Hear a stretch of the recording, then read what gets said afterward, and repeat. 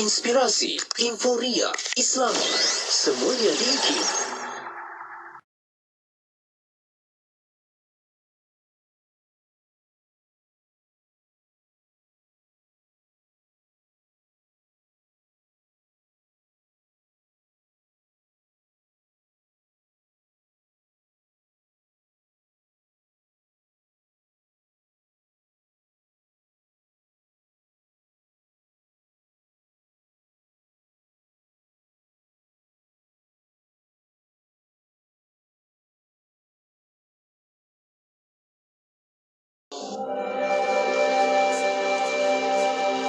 سئل النبي صلى الله عليه وسلم أي العمل أحب إلى الله؟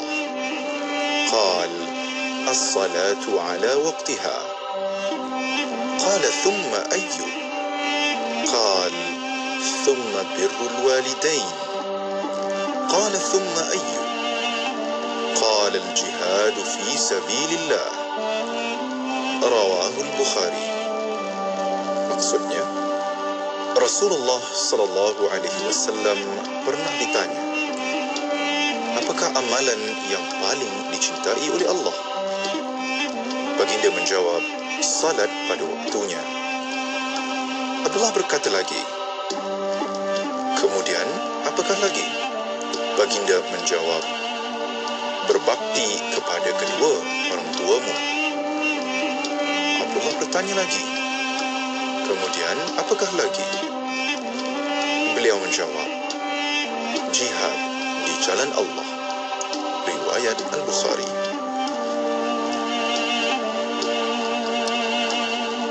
أمسينا وأمسى الملك لله والحمد لله لا إله إلا الله وحده لا شريك له له الملك وله الحمد وهو على كل شيء قدير. رب أسألك خير ما في هذه الليلة وخير ما بعدها،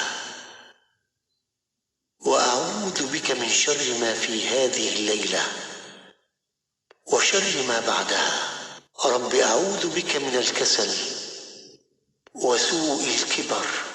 رب أعوذ بك من عذاب في النار وعذاب في القبر. Kami dan seluruh kerajaan memasuki waktu petang karena Allah. Segala puji bagi Allah.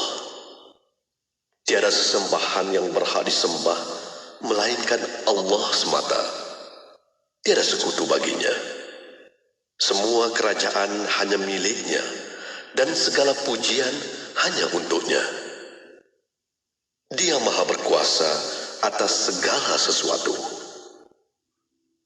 Wahai Tuhanku, aku memohon kebaikan yang ada di hari ini dan setelahnya. Sebaliknya aku memohon perlindungan dari keburukan yang ada di hari ini dan setelahnya.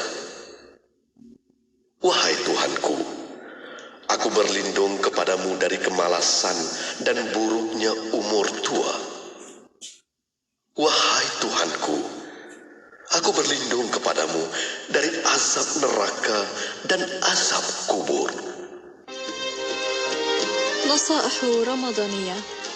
إن الاعتياد على التبكير إلى المساجد يدل على عظيم الشوق والأنس بالعبادة ومناجاة الخالق. احرص على توجيه من تحت إدارتك إلى ما ينفعهم في دينهم، فإنهم يقبلون منك أكثر من غيرك. لا تكثر من أصناف الطعام في وجبة الإفطار، فهذا يشغل أهل البيت عن الاستفادة من نهار رمضان في قراءة القرآن وغيره من العبادات.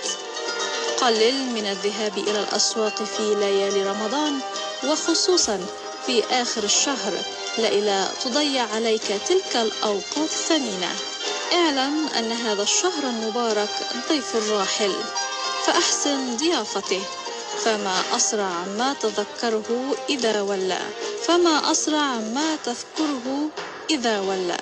احرص على قيام ليالي العشر الأواخر، فهي ليالي فاضلة وفيها ليلة القدر، التي هي خير من 1000 شهر. رمضان. Institut Kefahaman Islam Malaysia IKIM akan menganjurkan Majlis Apresiasi Video Pendek Islami yang antara lain bertujuan untuk mendedahkan peserta kepada makna video pendek kefahaman Islam. Dengarkan kupasan para ahli panel seperti Erma Fatimah, Mior Hashim Manap, Hasan Mutalib dan ahli akademi IKIM mengenai 2 filem pendek yang akan ditayangkan.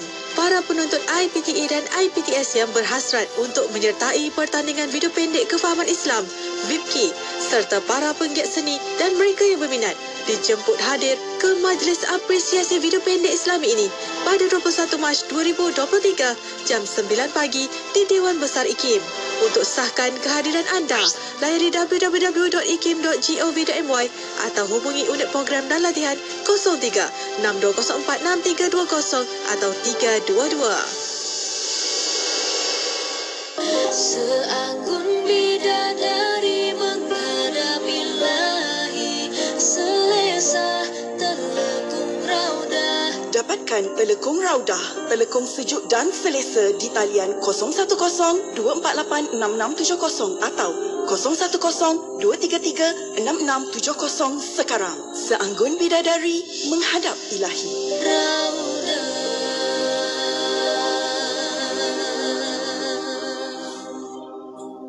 Siti, kamu ni kejap solat, kejap tak. Jangan buat main-main, Siti. Sibuk, Mak. Masa terhad sikit. Manakah nak rehat untuk makan lagi? Nak cuci makeup sebelum solat lagi? Dah tahu masa tu terhad. Carilah sesuatu yang memudahkan. Kamu tengok Sisa tu. Sempat aja dia nak bersih dan tanggalkan makeup sebelum wuduk. Dia pakai Hot Set Kosmetik Nuraisa, Mak. Nuraisa Kosmetik mesra wuduk tu. Habis tu, kenapa kamu tak pakai Hot Set Kosmetik Nuraisa juga? Nuraisa kan kosmetik mesra wuduk. Anda kini sedang mendengar Destinasi IKIM bersama Mona Jasman. Inspirasi Info Islami hanya di Regensi Kefahaman Islam Malaysia. Terima kasih kepada anda yang masih setia bersama kami untuk waktu ini. Alhamdulillah masih bersama Destinasi IKIM. Bersama saya Mona Jasman menemani anda hingga jam 7 malam nanti.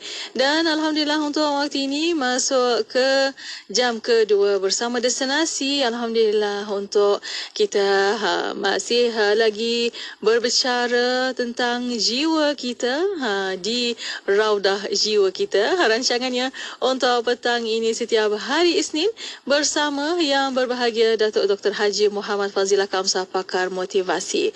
Dan untuk petang ini bersama para pendengar kita akan membawa secara langsung di YouTube IKIM Media. Dan untuk anda boleh tonton juga di FB Mona Jasman, di YouTube Mona Jasman juga boleh tonton di situ. Untuk soalan pertanyaan boleh hantarkan melalui WhatsApp konti 01129004 004 dan juga boleh tinggalkan soalan anda di YouTube IKIM Media di FB Mona Jasman. Dan untuk para pendengar, insya-Allah petang ini Datuk akan membincangkan tentang jom bangkit semula bila jatuh. Dan untuk itu terus setia bersama kami menantikan rancangan Raudah Jiwa sebentar sahaja lagi.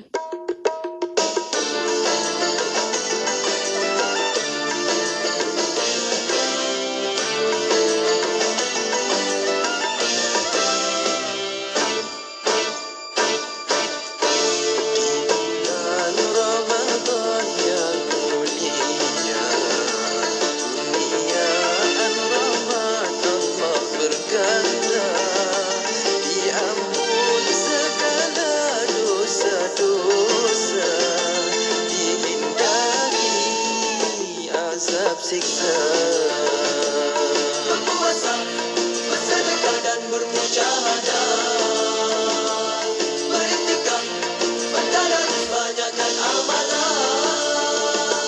Ramadan bulan yang penuh berkah, anugerah Allah untuk semua, dibuka setiap pintu syurga,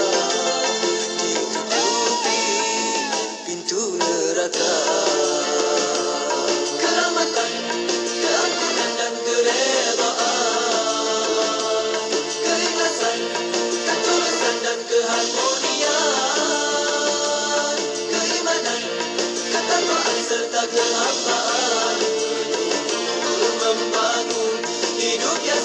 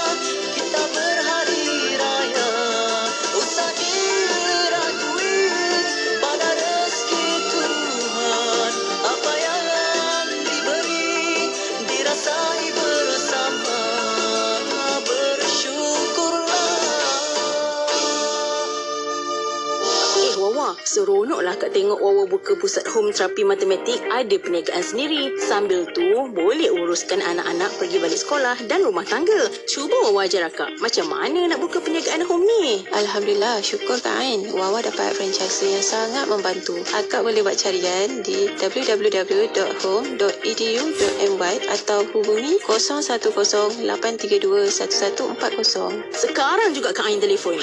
Jika anda mencari peluang bisnes franchise pendidikan, mari bersama kami membina generasi yang cintakan matematik. Definitely a place to start. Abang pening lah nak pilih pakej haji tahun ni. Syabani, Felda Travel kan ada? Bagus. Berbaloi. Tahun lepas, maklum pergi haji dengan Felda Travel lah. Harga berpatutan, hotel dekat dengan masjid. Servis pun bagus, berbaloi. Menarik ni. Yang penting, Felda Travel ni agensi berlesen dari tabung haji. Kalau macam tu, jom daftar hari ni. Dijamin berbaloi. Mencari pakej haji, hubungi 019-279-0022 atau layari feldatravel.com.my. Lina, perasan tak? Saya tengok sekarang ni kan banyak syarikat mempromosikan produk mereka di media sosial. Mestilah Aisyah. Media sosial ini kan semakin mendapat perhatian sebagai platform penting yang interaktif dan efektif. Oh, patutlah. Sebelum ni, kita hanya bersiaran di Radio IKIM je. Sekarang, Radio IKIM tawarkan untuk bersiaran di Facebook dan YouTube. Menarik sangat tu. Saya tengok pengikut di media sosial IKIM lebih 1 juta. Dah, jom kita telefon sekarang. 012-686-9236 untuk tepas slot. Kenapa perbuatan yang tidak baik, umpamanya zina, umpamanya menyusahkan orang lain, mencuri hak orang lain itu mendapat dosa? Kerana ia satu pekerjaan yang tidak baik. Sebaliknya, seseorang yang melakukan sesuatu yang baik sudah pasti akan mendapat ganjaran daripada Allah Subhanahu wa taala. Johor Bahru 106.2 FM. Bismillahirrahmanirrahim. Alhamdulillah Rabbil Alamin. Wassalatu wassalamu ala asyrafil anbiya wal mursalin Sayyidina Muhammad wa ala alihi wa sahbihi ajma'in. Assalamualaikum warahmatullahi ta'ala wabarakatuh. Kepada para pendengar yang masih setia bersama kami di Radio Institut Kefahaman Islam Malaysia Radio IKIM. Alhamdulillah untuk waktu ini masih bersama Destinasi IKIM. Bersama saya Mona Jasman menemani anda sehingga jam 7 malam nanti. Dan untuk petang ini, untuk jam kedua bersama Destinasi, Alhamdulillah masih lagi kita bersama rancangan yang mendidik jiwa untuk kita petang ini. Dan rancangan setiap hari Isnin Alhamdulillah mendidik jiwa juga, iaitu Raudah Jiwa. Dan untuk bersama para pendengar, insyaAllah kita akan bersama anda. Boleh tonton di YouTube IKIM Media. Dan soalan pertanyaan boleh hantarkan melalui WhatsApp konti 0121-29004-004 dan juga boleh tinggalkan di YouTube IKIM Media. Dan Alhamdulillah untuk petang ini kita akan bersama yang berbahagia Datuk Dr. Haji Muhammad Fazilah Kamsa, pakar motivasi untuk petang ini. Bersama kita untuk di talian. Assalamualaikum Datuk. Waalaikumsalam warahmatullahi wabarakatuh. Alhamdulillah, apa khabar Datuk? Baik, Alhamdulillah. Sihat Datuk? Ana berkhair, Alhamdulillah. Alhamdulillah. Siap-siap kita nak cakap Ramadan Karim Datuk. InsyaAllah. InsyaAllah. Amin. Tinggal berapa hari lagi insyaAllah. Dan untuk petang ini, Datuk akan bincangkan tentang jom bangkit semula bila jatuh. Itulah ramai yang bila jatuh tu tak boleh nak bangkit kan. Bukan ni macam budak kecil jatuh bangun je. Tapi bila dah dewasa tu dah tak tahu bangkit dah. Masya Allah. Dan untuk waktu ini sebagai mukadimah, silakan Datuk. Sebagai mukadimah, ya, terima kasih Tian, ya. Ini satu isu yang Tok Abbas selalu dihujani oleh soalan-soalan. Macam mana nak bangkit semula, gagal, kecewa, patah semangat, give up, ya, bankrupt, jatuh. Macam mana nak bangkit semula? Jadi Tok Abbas selalu pesan, kita kena tanya balik apa maksud kegagalan yang sebenar. Sebab kadang kita punya definisi tentang gagal pun tak betul. Ya, kadang macam masa kita masih kecil, ya. Masa kita masih kecil, kita nak belajar berdiri, jatuh. Adakah jatuh tu gagal?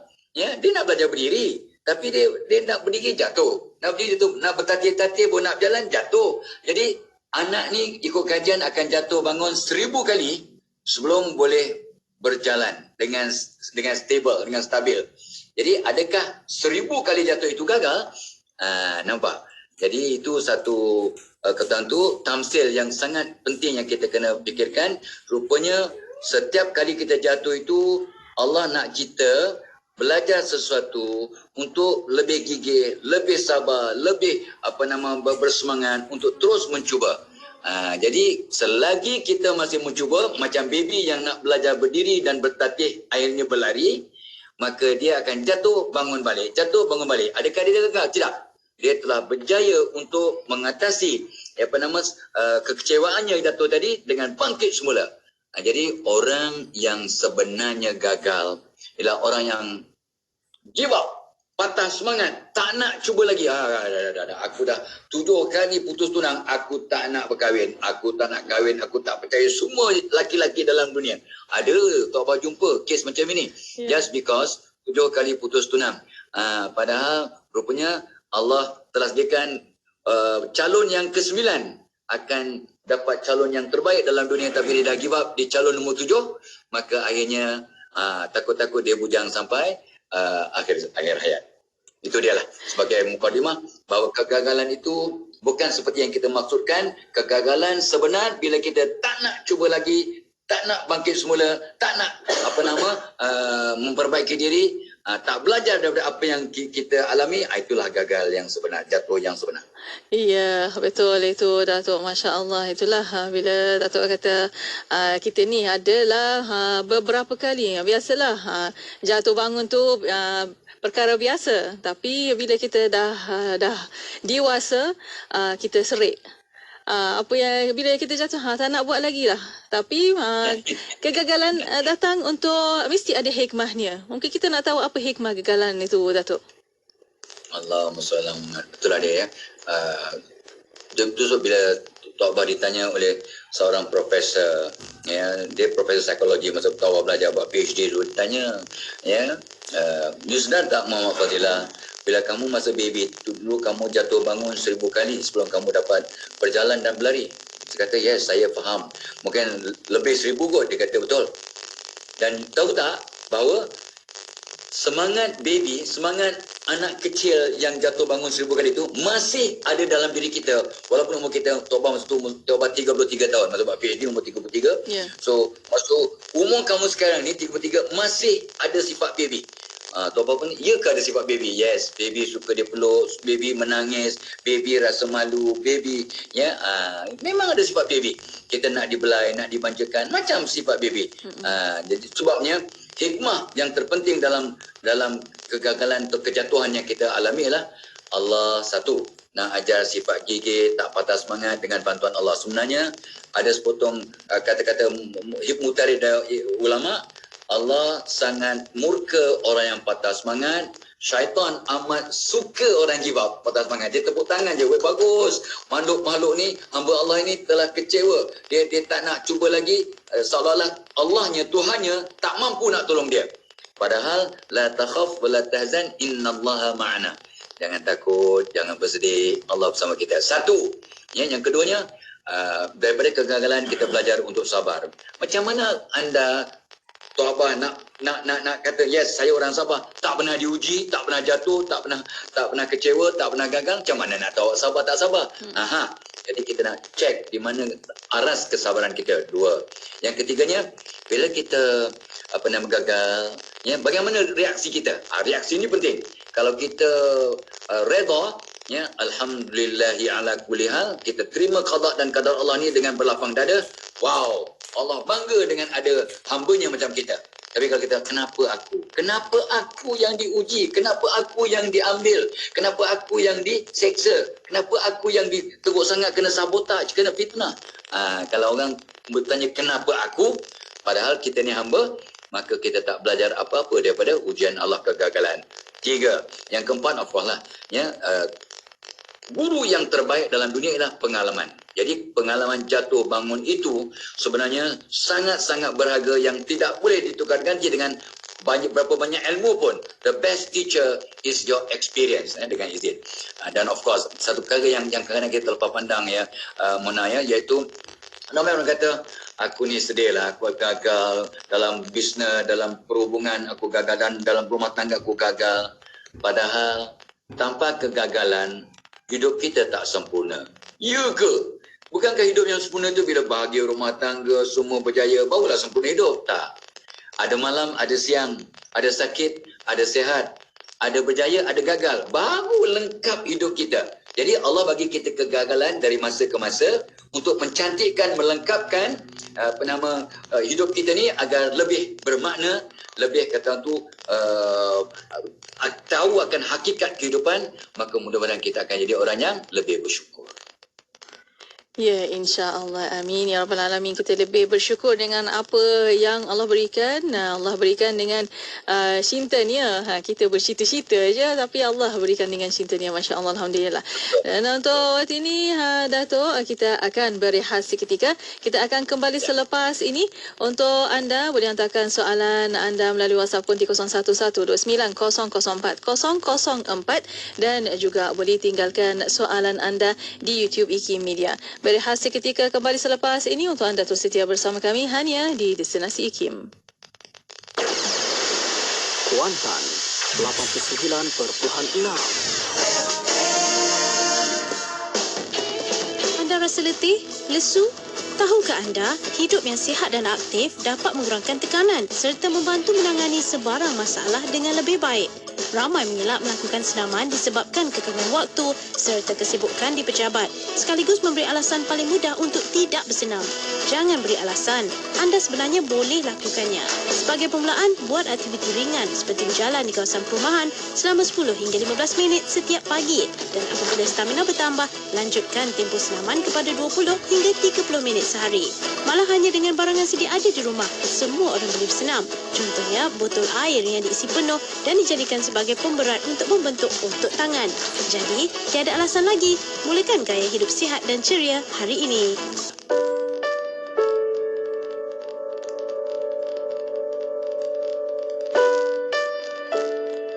Sikap kita ini sebenarnya banyak terpengaruh oleh pemikiran kita. Kalau kita fikir positif, sikap kita insya-Allah positif. Kalau kita banyak fikirkan benda-benda yang negatif atau destruktif, begitulah juga cerminan sikap kita. Kalau kita nak wujudkan sikap yang berasas kepada akhlak Islamiah, sikap-sikap yang positif, maka dia kena bermula dengan pemikiran kita. Banyak daripada kita melihat cara kita berinteraksi dalam masyarakat itu sebagai bukan satu benda yang besar. Tambah lagi dalam era media sosial hari ini, yang mana interaksi kita dengan orang lain banyak berlaku secara virtual. Kita tidak bersemuka, kita tidak berjumpa, banyak menggunakan teks semata-mata. Jadi apabila berlaku seperti itu, maka interaksi sesama kita itu sudah menjadi impersonal, maknanya tidak ada hubungan yang langsung. Dan disebabkan itu juga, maka kesannya ialah akhlak juga semakin luntur. Dalam era yang mana kita boleh berinteraksi, berkomunikasi dengan mudah, dengan cepat, tanpa perlu bersemuka, datang bersamanya juga cabaran yang mempengaruhi sikap kita. Sebab itu kalau kita tengok kadang-kadang generasi muda hari ini, anak-anak kita, remaja dan sebagainya, seolah-olah tidak lagi ada adab dalam berinteraksi dengan orang lain. Bila berdepan dengan orang tua macam mana, bila berada bersama guru bagaimana, bila dalam masyarakat umum pun macam mana dia berinteraksi. Kita tengok macam ada satu macam kekurangan di situ yang boleh mengundang banyak masalah di kemudian hari. Sebab itulah kita kena bentuk balik pemikiran supaya dengan adanya teknologi hari ini, waktu yang sama aspek akhlak, aspek sikap itu kita dapat jaga juga.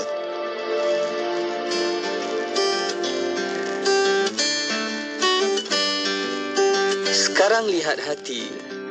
Memang betul sesuatu itu dinilai dengan kesucian hati.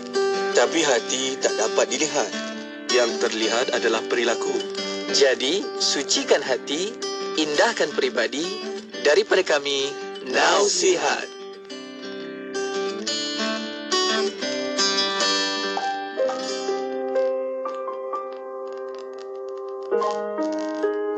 Kita lupa bahawa apabila tiba saat, Allah akan menjemput kita kembali bertemu dengannya. Allah panggil kita dengan panggilan yang sangat manja.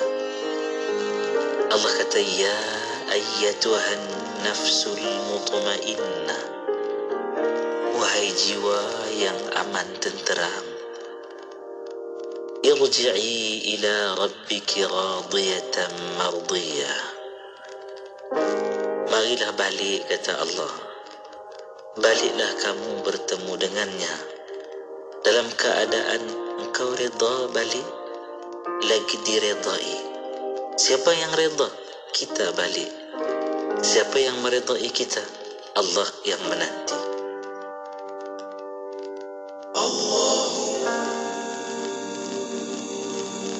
Nak dengar rancangan santapan jiwa untuk kehidupan? Semuanya ada di IKIM. Inspirasi Inforia Islami. Bismillah, alhamdulillah, wassalatu wassalamu ala rasulillah. Alhamdulillah masih bersama destinasi IKIM pada waktu ini untuk rancangan Raudah Jiwa, dan alhamdulillah masih bersama untuk petang ini bersama yang berbahagia Datuk Dr. Haji Muhammad Fazil Kamsah, pakar motivasi untuk petang ini, alhamdulillah, dan masih membincangkan tentang jom bangkit semula bila jatuh. Boleh tonton di YouTube IKIM Media, dan untuk anda soalan pertanyaan boleh hantarkan melalui WhatsApp konti 01129004 004. Dan untuk waktu ini bersama Datuk, kita nak sambung kembali. Jom bangkit semula bila jatuh. Bila kita jatuh ni Datuk, mesti ada puncanya, mesti ada sebabnya. Mungkin kita waktu ini kita nak terukai apa puncanya sebenarnya bila kita gagal. Silakan Datuk. Selamat. Ini ramai orang yang terlepas pandang lah ya. Bila dia gagal dia lah tenggelam dalam keadaan masalah tu sampai dia terlupa nak cari apa puncanya. Yeah. Bila kita sakit, kita jumpa doktor pun, doktor tak terus bagi ubat. Doktor, saya pening kepala. Doktor tak terus bagi ubat sakit kepala. Tapi okey, dia check apa puncanya. Adakah sebab lapar, masuk angin ke, food poisoning ke, keracunan makanan ke, ataupun tak cukup tidur ke, ataupun dia kena cari puncanya. Jadi sama juga dengan kegagalan, Allah yang berikan kita berjaya atau gagal. Jadi kenapa kita gagal? Kalau semua datang dari Allah. Oh, rupanya Allah tengok kita ni lupa diri. Ya, kita lupa nak berdoa. Kita dah mula sombong. Jadi sebab pertama kita gagal atau Allah uji dengan kegagalan sebab kita mula ingkar, mula kurang berdoa. Sebab kita dah terantuk baru tengadah. Dah kecewa baru mudah berdoa. Dah sakit mudah berdoa. Dah bankrupt mudah insaf. Ada seorang teman sahabat sama juga. Bila dia bankrupt, dia 5 waktu kat masjid. Ini bukan nak mengata, bukan nak mengungkit tak. Sebagai contoh. Tapi bila dia naik balik, lupa dah. Lupa. And then Allah jatuhkan dia balik. Baru kali ni, Tok Bah jumpa dia kali ketiga, kata, kamu dulu dah jatuh. Kamu 5 waktu kat masjid. Quran sentiasa dalam beg kamu. Bila kamu naik balik, kamu lupa semua. Dia pun insaf, dia menangis balik. Ni laki-laki ni, menangis. Jadi, pertama punca kita ingkar, kita lupa diri. Yang keduanya, memanglah kita gagal sebab kita banyak masalah peribadi yang tak dapat kita atasi, yang belum diatasi. That's why kita akan menyambut Ramadan dalam masa 2-3 hari lagi. Sebab bila Ramadan, setan-setan dirantai, manusia akan cuba mengenal dirinya dengan lebih autentik, dengan lebih sebenar. Sebab tidak ada gangguan syaitan yang ganas, semua dah dirantai, dilontar ke lautan. Maka kita berlawan dengan nafsu kita semata-mata. Jadi kita akan dapat mengenal diri kita. So kita tak kenal diri, ada masalah peribadi. 2. Yang ketiganya, tak dapat tidak. Kenapa kita gagal? Tak cukup ilmu, tak tahu, tak ada strategi, tak ada teknik yang betul, tak ada kaedah yang munasib, tak ada uslub yang betul. Macam mana nak berjaya? Nak berjaya di dunia, sabda Rasul, kena ada ilmu. Nak berjaya di akhirat, kena ada ilmu. Jadi punca kita gagal, jahil. Dan tak nak cari ilmu, kadang memandai-mandai, enggan mendengar nasihat. 3. Dan ini satu perkara yang Tok Bah buat kajian. Kenapa orang gagal? Rupanya ramai orang gagal sebab apa? Bukan sebab tak ada ilmu, bukan sebab tak ada mentor, tak ada sifu, ramai. Tapi dia banyak benci dalam diri. Dia banyak benci. Rupanya bila kebencian banyak dalam diri kita ni, kita menyampah benci. Awak benci kat mertua, macam mana nak dapat bahagia berumah tangga atau berhubungan dengan mertua sebab benci menarik benci. Awak benci dengan bos, agak-agak mudah tak awak naik pangkat? Seronok tak pergi kerja? Awak benci dengan bos. Bila dah benci dengan bos pun akan juga benci ke awak, because benci menarik benci. Agak-agak seronok tak kerja? Agak-agak mudah tak naik pangkat? Contoh ya. So rupanya bila benci banyak dalam diri, kita akan gagal. Of course, kenapa kita gagal? Tak seronok. buat kerja dengan rasa bosan. Ya, sebab ikut kajian psikologi, bila kita ceria, gembira, bahagia, kita mampu menghasilkan yang terbaik. Lantas berjaya. Kalau kita tak seronok, boring, bosan dengan kerja kita atau melakukan suatu perkara itu dengan tidak ada semangat, tidak ada happiness, tak seronok, tak ceria, maka kita gagal mempamerkan, menghasilkan yang terbaik, maka kita gagal. Yang lainnya, itulah kenapa kita gagal, tak dapat sokongan kawan-kawan, tak ada BFF, ya. Kenapa kita rasa gagal? Kita fokus pada yang negatif. Ini Tok Abah selalu pesan dan pesan dan pesan dan pesan. Tiap-tiap kali kita bersiaran, Tok Abah akan pesan ya tentang hakikat bahawa hadis kursi, ana inda zanni abdi bi fa in zanni bi khairan falahu khair falahu tadunnu billahi ila khairan. Aku kata Nabi bersama, kata Allah ya. Ni Allah kata, aku sebab hadis kursi, aku bersama sangkaan hamba-Ku. Ya, hamba-Ku rasa dia memang susah nak berjaya. Dia ni tak ada bakat untuk berjaya. Maka dia akan gagal lah. Aku bersama sangkaan hamba-Ku. Sekiranya sangkaannya baik terhadap aku, maka baginya kebaikan. Maka janganlah bersangka buruk terhadap Allah. Ya, itu sebabnya antara punca kita gagal ialah kita fokus ya kepada yang negatif. Ini semua pakar psikologi dan pakar motivasi dunia akan mengesahkan. Ya, kenapa kita ni asyik tumpu, apa yang kita beri tumpuan akan jadi besar. Tumpu pada kegagalan kita akan berulang. Tumpu pada penyakit kita bertambah parah. Tumpu kepada kebencian kita akan membesar, membuak-buak. So jangan beri tumpuan kepada benda-benda negatif, beri tumpuan kepada yang positif, kita akan dapat ke depan step banyak lagi lah ya. Tapi itulah kadang kita ni gagal sebab terlampau stres, tak tahu urus diri ya, tak tahu minat sebenar ya, persekitaran yang toksik ya, lepas tu work life balance yang tak seimbang. Dia bekerja tapi tak dapat sokongan, tak dapat redha mak bapak, macam mana nak berjaya? Dia nak berniaga tapi isteri atau suami tak menyokong, tak redha, tak mendoakan pun, macam mana nak berjaya? Ini benda-benda yang kadang-kadang kita terlepas pandang. Tapi last, ini walaupun banyak lagi, tapi kenapa kita gagal? Ya, barang siapa yang tidak bersyukur, siksaan kau amat pedih, termasuk gagal. La in syakartum la azidanakum. Rupanya kita gagal sebab kurang bersyukur, tak pandai bersyukur, tak tahu bersyukur, dah lupa nak bersyukur pada Allah. Ya, Masya Allah, Dato'. Itulah, bila kita berlaku apa-apa, harusnya kita bersyukur terlebih dahulu sebelum kita nak fikir masalah itu kan. Tapi, ialah manusia kan. Sama-sama kita baiki diri dan juga kita muhasabah sama-sama. Dan untuk waktu ini, Dato', ialah kita dah tahu dah punca untuk kegagalan. Kita nak tahulah juga, Dato', kita mestilah nak berjaya kan. Bagaimana kita nak berjaya dan lebih berjaya lagi dari kegagalan, dari hikmahnya dan sebagainya. Bagaimana, Datuk? Allahumma selamat. Terima kasih. Ini dalam khutbah yang lepas, Jumaat lepas lah ya, kita di seluruh negara, saya tanya Tok Abah yakin ya, khatib-khatib bercakap tentang menghadapi ataupun bagaimana kita nak menghadapi, menyambut Ramadan Karim. Dan salah satu perkara yang selalu dibicarakan adalah bagaimana kita nak jadikan Ramadan kali ini lebih berjaya, lebih bermakna ya. Ku mengharapkan Ramadan kali ini ya, kita kan selalu nyanyi lagu tu ya, untuk lebih hebat, lebih bermakna. So bagaimana? So dia kata apa? Kata semua yang Tok Abah dengar dan Tok Abah baca laporan-laporan tentang perkara yang sama, ialah bagaimana nak berjaya dalam Ramadan. Contohnya macam kita nak bangkit semula. Pertama, tingkatkan kerohanian kita. Amalan kerohanian kena tingkatkan. Amalan rohani. Jadi sebab segala-galanya berkaitan rohani itu berkaitan dengan hati juga. Sebab bila hati kita bersih, hati kita mantap, hati kita murni, maka dia jadi magnet, jadi bersih, berani menarik semua kehebatan. Hati bersih menarik rezeki, berjayalah.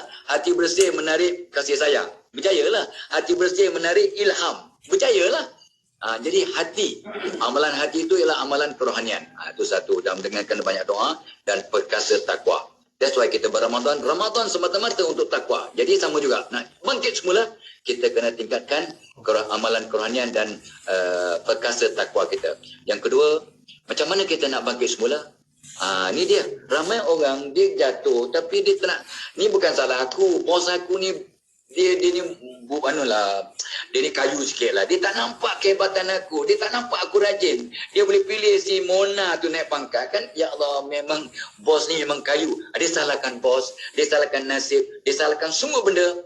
Tapi dia gagal menyalahkan dirinya. Jadi tip untuk bangkit semula, untuk lebih berjaya ialah terima hakikat aku ni ada kelemahan.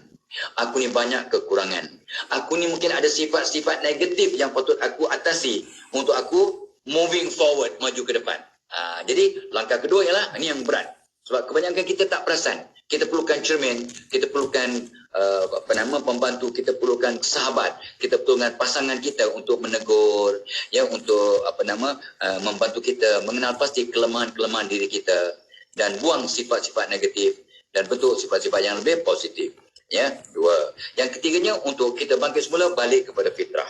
Ya, balik kepada fitrah sebab segala-galanya kena ikut fitrah. Bila kita ikut fitrah, dan salah satu cara nak ikut fitrah ialah amalkan sunnah harian, sunnah yang Nabi ajar. Semua amalan sunnah adalah amalan fitrah. Ya, makan yang terbaik ialah makan kalau boleh kunyah 40 kali, Nabi kunyah 40 kali. Kita kunyah 3-4 kali telan, macam mana tak sakit perut, macam mana tak constipation, macam mana tak sembelit, macam mana? Sebab kita tak ikut sunnah. Rupanya sunnah itu fitrah. Ya, sunnah itu akan memberikan kita situasi yang terbaik, best practices. Amalan-amalan yang terbaik dalam dunia ialah sunnah. Contoh lain, makan yang terbaik, makan buah dahulu. Barulah perut hebat, barulah sehat.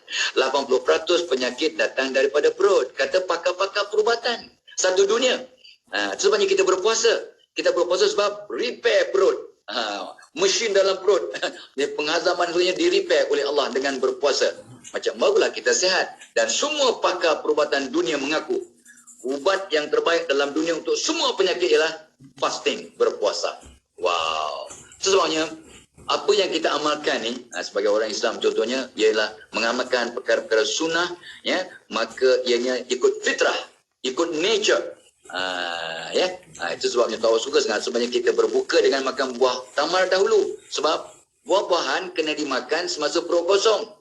Tapi 95% orang Malaysia, ni survey Tok Abah lah, soal buat kajian, ya, masih makan buah selepas makan nasi, ya, kecuali bulan Ramadan. Bulan Ramadan dia makan buah tamar. Tapi bulan-bulan lain, itulah dia. Okey, ini so balik pada fitrah dan of course lah. Apa lagi kaedah untuk kita bangkit semula? Kita perkasakan kita punya karisma diri kita, artinya kewibawaan diri kita ni, ya, dan of course kita jadikan diri kita ni orang sayang, Allah sayang, jiran sayang, bos sayang. Kita betulkan karisma diri kita. Tok Abah dah sebut dalam program-program yang lepas tentang karisma diri, maka kita akan lebih berjaya. Dan yang paling penting, kita belajar untuk lebih bersyukur, lebih bersyukur, lebih bersyukur. Barang siapa bersyukur, aku akan tambah nikmat. Bila tambah nikmat, artinya lebih berjaya. Rupanya kita gagal, kita sebab kurang syukur. Therefore, untuk lebih berjaya, lebih bersyukur. Dengan banyakkan sedekah, dengan tolong orang, dengan banyakkan berzikir, dengan banyakkan membantu orang lain untuk sama-sama berjaya, ya. Dan bila kita redha, ya, dan bersangka baik, ya, dan kena ingatkan diri kita, Allah bagi aku jatuh untuk aku bangkit semula. Sebab bola getah, kalau kita bola getah, kita baling bola biasalah, kita baling ke lantai, makin kuat kita baling ke lantai, makin tinggi lambungannya. Rupanya Allah jatuhkan kita untuk menaikkan martabat kita lebih tinggi dengan syarat kita jadi bola getah. Jangan bola kaca, jangan bola kayu, jangan bola besi. Dia baling jatuh ke bawah, dia tak naik. Apakah kegagalan? Kegagalan ialah bila dia jatuh, dia tak nak naik, dia give up, dia tak nak cuba lagi. Itu gagal. Jadi selagi kita masih bounce back, masih nak mencuba balik, tak patah semangat, ya. Dan of course, bila dah gagal tu, belajarlah, ambil hikmah daripada kegagalan, dapatkan nasihat dan semangat daripada sipu, mentor, penasihat, orang tua, ibu bapa, ya. So dan of course sekarang fokus. Barang siapa fokus pada kegagalan, kegagalan akan datang dan datang dan datang. Allah bertindak seperti sangkaan hamba-Nya. Sekarang kita fokus kepada kejayaan, walaupun belum berjaya, fokus pada kejayaan, fikir dan cakap tentang kejayaan, haramkan kata-kata negatif. Aku ni tak boleh lah, aku ni tak mampu lah, penyakit aku ni mustahil nak sembuh. Doktor kata pun tak ada ubat untuk kanser ni. Bila kita cakap begitu, tu cakap yang salah sebenarnya. Sebab Allah pun dah menyebut, aku turunkan penyakit dan aku turunkan bersamanya ubat. Tu garanti. Tapi kadang kita tahu, faham, tapi tak berapa yakin. Hence, kita gagal untuk dapat apa yang kita dapat, ya. Itulah. So, betulkan bicarakan diri kita supaya positif, ya. Jadikan diri kita lebih disiplin. Sebab ramai orang gagal sebab tak disiplin, tak istiqamah. Jadi disiplin, ya. Dan kita kena kenali had diri kita, ya. Dan jangan lupa, ya, last kali lah, ya, banyak lagi tapi last kali, sentiasa kita minta petunjuk dari Allah untuk lebih berjaya dengan istikharah, dengan solat taubat, dengan mesyuarat. Sebab Nabi bersabda mafhumnya, takkan rugi orang bermesyuarat, takkan menyesal orang istikharah. Pasti akan maju ke depan, langkah demi langkah. Wallahualam. Ya, Alhamdulillah. Terima kasih Datuk atas pencerahan. Dan untuk waktu ini, kita akan berehat sekali lagi. Kita akan kembali selepas ini.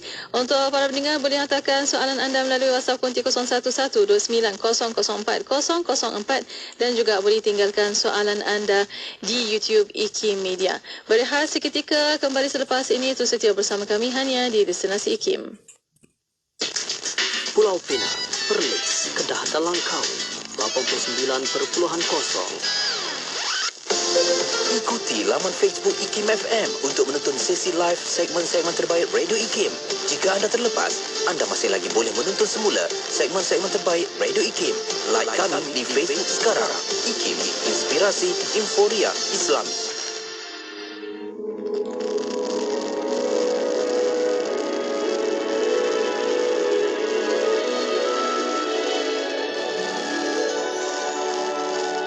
Syekh Muhammad bin Abdul Qadir Al-Mandili lahir pada tahun 1939 di Alurustar, Kedah. Bapanya Syekh Abdul Qadir berasal dari Mandiling, Indonesia dan berhijrah ke Malaysia ketika berusia 14 tahun. Pendidikan awal Syekh Muhammad bermula di Madrasah Darul Ulum, Makkah yang diasaskan rakyat Malaysia dan Indonesia. Beliau kemudian mendalami ilmu dengan bimbingan bapanya selama 7 tahun di Masjidil Haram. Syekh Muhammad merupakan salah seorang dalam kumpulan pertama yang diterima masuk ke Universiti Islam Madinah. Syekh Muhammad pernah dilantik sebagai Jemaah Ahli Syura, urusan agama Masjidil Haram dan guru di Ma'had Al-Haram di Makkah. Beliau juga pernah diutus ke Asia Tenggara oleh Darul Ifta Arab Saudi untuk memantau urusan dan hal ehwal agama. Syekh Muhammad terkenal dalam kalangan jemaah dari Malaysia dan Indonesia serta negara-negara Asia Tenggara yang lain disebabkan peranan penting beliau sebagai pengajar di Masjidil Haram. Beliau merupakan salah seorang daripada 15 orang guru agama yang dipilih mengendalikan kelas agama dan beliau satu-satunya anak Melayu yang diberikan kepercayaan oleh pihak pentadbir Masjidil Haram.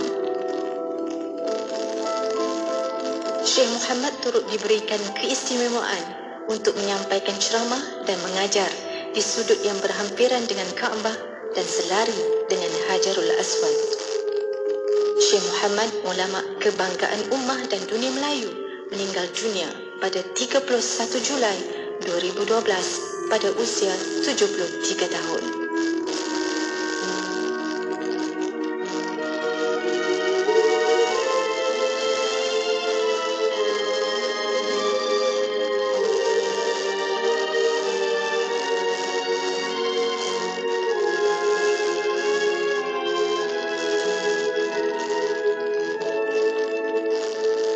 Radio IKIM membawa kepada anda lagu-lagu nasyid terbaik.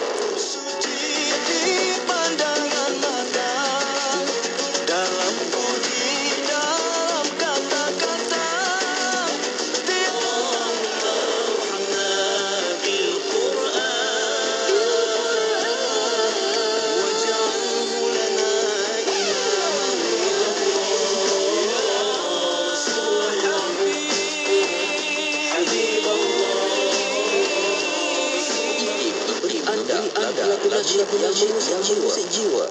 IKIM, Inspirasi Inforia Islami. Negeri Sembilan 102.7. Inspirasi Inforia Islami hanya di Radio Satu Kepahaman Islam Malaysia. Terima kasih kepada anda yang masih setia bersama kami untuk waktu ini. Masih bersama rancangan Raudah Jiwa bersama yang berbahagia Datuk Dr. Haji Muhammad Fazila Kamsah, pakar motivasi untuk petang ini. Masih membincangkan tentang jom bangkit semula bila jatuh. Dan untuk waktu ini, para pendengar boleh hantarkan soalan anda melalui WhatsApp konti 0111290004 dan juga boleh tinggalkan soalan anda di YouTube IKIM Media. Banyak soalan untuk petang ini, Datuk, yang menyatakan tentang bangkit semula dari jatuh ini. Dan ada satu soalan dari Negeri Sembilan bertanya, Datuk, apakah faktor utama kita kena bangkit selepas jatuh? Silakan, Datuk.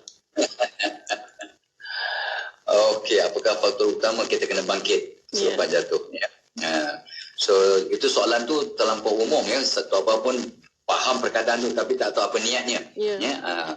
Faktor pertama untuk bangkit semula tu, kenapa kita kena, sebab kita ni Allah jadikan sebagai hamba ada dia punya tanggungjawab. Ya, dan kita ni sebenarnya Tok Abah dah pernah sebut, tanpa kita dunia tak sempurna. Jadi dan Nabi dah sebut khairun nas anfa'uhum linnas, sebaik-baik manusia orang yang paling banyak beri manfaat kepada orang lain. Jadi kalau kita gagal, kita jatuh, macam mana kita nak bantu orang lain, nak beri manfaat pada orang lain? Jadi kita kena bangkit semula. Dan faktor utama untuk kenapa bangkit semula, aku nak jadi aset kepada keluargaku. Aku tak boleh gagal. Aku anak nombor 1 ke, nombor 2 ke, nombor 12 ke, aku kena berjaya untuk tolong diriku, untuk tolong mak bapakku. Jadi untuk memberi manfaat kepada orang lain, kita kena bangkit semula. Jadi kena faham apa tujuan hidup. Ramai orang kadang kecewa sebab dia tak nampak tujuan hidup. Ya. Yang keduanya of course lah. Ya, sebab kita ni hamba Allah. Kita juga sebagai di samping jadi hamba taat dengan perintah, kita juga sebagai khalifah. Khalifah means mentadbir alam. Khalifah daripada kata khalafah bermaksud di belakang. Kita nak jadi pemimpin, nak memastikan generasi akan datang akan dapat kebaikan ataupun manfaat daripada apa yang kita lakukan sekarang. Justru orang yang sekarang, kita ni semua kena bangkit semula, kena buat apapun. Untuk apa? Aku buat ni untuk anak cucuku, untuk generasi akan datang. Kita selalu dengar ya, oh ni kalau cermin pecah ni 7 keturunan akan sengsara. Kamu kalau begini kalau silap mendidik mengajar 7 keturunan, bukan 7 keturunan. Tapi kalau kita silap dalam mendidik atau bertindak takut-takut, sepanjang keturunan kita sampai kiamat akan ada kesan. Bukan 7 keturunan, mungkin 7,000 keturunan akan ada kesan. Jadi kita nak pastikan yang mendatang, jenazah akan datang akan dapat kehebatan, akan dapat manfaat daripada apa yang kita lakukan sekarang. So, jom kita bangkit semula setiap kali jatuh sebagai faktor utama untuk kita jadikan inspirasi dan motivasi. Ya, Alhamdulillah. Terima kasih Datuk atas pencerahan. Dan dari Negeri Sembilan ke Perak, ada soalan bertanya. Bangkit semula dari kegagalan dan kejatuhan perlu sokong kawan-kawan dan keluarga, dan mereka mesti kuat dalam amal ibadah sehari-harian. Adakah ini penting bagi orang yang berkali-kali jatuh? Bagaimana Datuk? Betul ya, ini pun satu hakikat. Sebenarnya Tok Abah sebut tadi tu. Apakah kaedah yang bila Mona tanya pada Tok Abah tadi, apakah cara untuk bangkit semula? Tok Abah kata pertama, pertinggalkan amalan kerohanian, pertinggalkan takwa kita. Sebab bila kita bertakwa, kita rapat dengan Allah, maka Allah akan buka semua pintu kehebatan. Ya, semuanya apa pun yang kita lakukan, kita kena tinggalkan ibadah. Tapi itulah ya, yang selalu orang tanya, dia tu tak puasa pun tak sembahyang, mewah, kaya, bisnes maju, ya, kereta mewah pun 7-8 buah, tak sembahyang pun. Ya, banyak tapi macam mana? Sebenarnya jangan lupa, ada yang Allah berikan rahmat kepada hambanya. Rahmat ialah pemberian kepada hambanya yang baik, yang Allah sayang. Ada yang Allah bagi istidraj. Istidraj adalah pemberian Allah kepada hambanya yang ingkar, yang kurang ajar, yang fahamlah kan? Jadi kita kena jangan bandingkan diri kita dengan dia tak sembahyang pun okey, aku yang sembahyang bagai nak agak masih miskin, masih susah, masih sengsara, jangan fikir macam itu. So satu, itu kita kena ingatkan. Dan keduanya kita kena seimbang lah. Kena seimbangkan diri kita. Memang cari kawan-kawan yang jaga ibadah itu penting sangat. Cari kawan-kawan yang pandang aja kawan, ingat untuk solat. Pandang aja kawan, ingat untuk sedekah. Pandang aja kawan, ingat untuk bertaubat. Itu kawan yang setia dan kawan-kawan macam ini, insyaAllah akan membawa kita kepada kejayaan yang sebenar. True, memang benar kita perlukan kawan-kawan dan kawan-kawan yang kuat beribadah. Dan of course asbab mereka beribadah maka menyebabkan menular kepada kita yang mungkin kita dulu ingkar, kita dulu lalai, kita dulu alpa, maka kita akan bertambah baik dengan asbab kawan-kawan. Seperti kata Nabi, maksudnya kamu akan ikut perangai dan agama kawan-kawanmu. Betul, terima kasih. Alhamdulillah. Terima kasih Dato'. Dan ada soalan satu lagi di WhatsApp Konti. Katanya, sekiranya saya telah lakukan yang terbaik namun belum berjaya, adakah ada apa-apa doa atau zikir yang boleh diamalkan untuk beroleh kejayaan? Wow. Ni ada dua fakta soalan ni. Bagus, saya suka soalan ni. Saya suka soalan ni. Dan Tok Abah pun sering berjumpa dengan I've done my best, Tok Abah. Saya dah cuba yang terbaik. Tapi masih belum. Soalan yang sama juga Tok Abah pernah ajukan kepada guru Tok Abah, seorang ulama. Tok Abah kata, Ustaz, anak dah cuba Ustaz, dah cuba berpuluh-puluh kali Ustaz, dah buat yang terbaik. Dan jawapan guru Tok Abah, mungkin dalam perancangan Allah kamu kena cuba 100 kali baru berjaya. Kenapa kamu berhenti kali yang ke-99? Tok Abah pun tenganga. Betul juga. Artinya don't give up. Don't give up. So, soalan tadi, saya telah lakukan yang terbaik. Soalan Tok Abah ialah, how do you know you have done your best? Macam mana kamu tahu kamu dah buat yang terbaik? Atas fakta mana? Atas kriteria mana? Tok Abah tidak menidakkan usaha, tidak. Tapi tidak ada manusia yang sempurna. Dan Tok Abah selalu pesankan diri Tok Abah kepada semua orang, kita tidak sempurna. Ya, apa yang kita buat tak ada yang perfect, tak ada yang sempurna. Kita semua dalam perjalanan ke arah perbaikan diri. We are all work in progress. Nabi seorang aja yang maksum, yang sempurna. Ya, so artinya walaupun kita sangka kita buat terbaik, cari ilmu lagi. Bila kita cari ilmu, banyak, aku banyak lagi tak buat. Ada orang kata saya dah buat semua. Dah solat taubat datang malam. Datang malam tak adalah saya buat solat taubat datang malam. Jadi belum sempurna saya kata. Dah istighfar 100 kali tiap hari. Adalah saya istighfar 100 kali mungkin tak sampailah. Dah maafkan semua orang sebelum tidur. Tunggu sajalah. Dah sedekah subuh tiap-tiap hari. Itu saya jaranglah. Jadi masih banyak. Dah tidur miring ke kanan. Dah makan buah sebelum. Dah berdoa waktu sujud. Dah baca. Tapi lah. Untuk menyantuni soalan yang bahagian yang kedua. Apakah doa atau zikir yang boleh diamalkan untuk boleh kejayaan? Apa nama? Tok Abah nak bagi 3 lah. Yang pertama, apa jawapan Hasan Basri kepada semua soalan orang yang bertanya tentang masalah? Aku ni ada masalah rumah tangga tapi memang gagal sampai bergaduh selalu, memang hampir bercerai-berai, apa nak buat? Lepas tu aku ni orang yang banyak hutang sekian-sekian gini, aku cuba semua gagal. Aku ni pula dah kahwin lama tapi tak ada zuriat. Macam-macam soalan. Tapi jawapannya sama. Untuk selesaikan semua masalah kamu dan kegagalan kamu, bertaubatlah.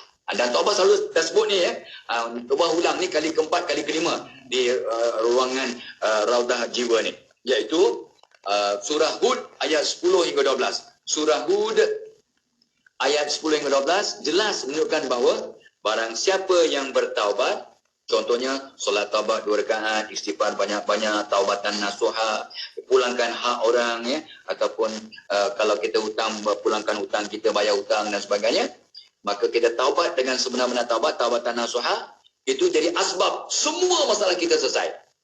Hujahnya ialah surah Nuh ayat 10 hingga 12.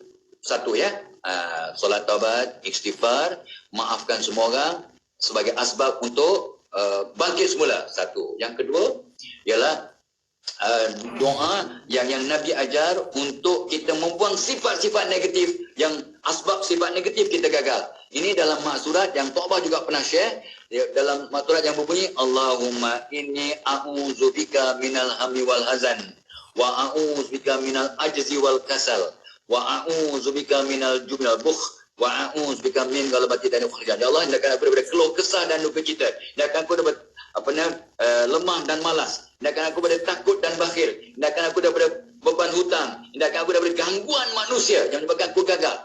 Ini doa yang Nabi ajar dalam maksurat. Dan akhir sekali satu lagi zikir yang dua lagi lah. Yang Tok Abah selalu amalkan, yang ulama pesan kat Tok Abah, ialah doa membuka 12 pintu-pintu kehebatan yang Tok Abah dah bubuh kat internet di bawah tajuk doa membuka 12 pintu kejayaan. Itu Allahumma aftahli abwabal khair wa abwabas salamah sampai habis. Amalkan doa itu, semua pintu kehebatan akan terbuka, anda akan berjaya step by step. Dan ingat satu lagi pesan Nabi, apabila kita dalam keadaan yang gagal, kecewa, patah semangat, maka bacalah doa. Dalam internet disebut sebagai doa ketika ditimpa musibah. Doanya ialah inna lillahi wa inna ilaihi raji'un. Lepas tu sambung dengan Allahumma jurni fi musibati wa akhlif fi khairan minha. Ya Allah, aku redha dengan musibah ini, kegagalan ini, beri aku pahala ya Allah, dan gantikan kegagalan ini, musibah ini dengan yang lebih baik, artinya kejayaan. Itu doa yang Nabi ajar. Hadis tak salah Taubah, hadis riwayat Muslim. Tapi cek dia punya perawi itu. Tapi insyaAllah ini yang ulama ajar dan Tok Abah dah amalkan, nampak gaya dia punya impak luar biasa. Dan setiap apa pun yang kita hadapi, terus kita zikir supaya tenang. Alhamdulillahi ala kulli hal. Segala puji bagi Allah atas setiap kejadian. Kita akan lapang dada, tenang, dan kita akan move forward, langkah demi langkah, maju ke depan insyaAllah. Ya, Alhamdulillah, insya-Allah, masya-Allah. Terima kasih banyak-banyak Dato' atas perkongsian untuk petang ini. Saya kira itu pun kesimpulan untuk Raudah Jiwa untuk petang ini, bagaimana kita bangkit semula bila kita jatuh. Alhamdulillah. Terima kasih banyak-banyak Dato' atas pertemuan untuk petang ini. Insya-Allah kita akan jumpa lagi. Assalamualaikum. Waalaikumsalam warahmatullahi wabarakatuh. Alhamdulillah. Dan terima kasih kepada anda para pendengar, dan untuk anda tu setia bersama kami. Destinasi IKIM, Inspirasi Inforia Islami. Subhanallah walhamdulillah wa la